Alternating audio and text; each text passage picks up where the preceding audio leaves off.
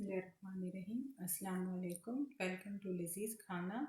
आज मैं खोया नट्स भरी खजूर बना रही हूँ, जिसके लिए मैंने खोया 2 टेबल स्पून लिया और मिक्स नट्स यूज़ कर रही हूँ।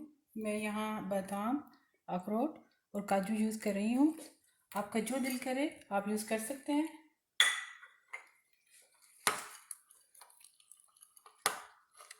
अच्छी तरह इसको मिक्स करूँगी खोए में।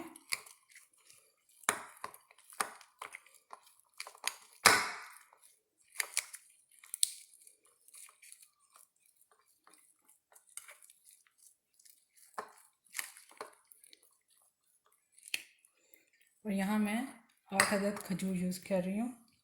खजूर में भरते जाएंगे। मैंने खजूर की गुठली निकाल ली है, तो अब इसमें हम ये खोया यूज़ करेंगे, डालेंगे।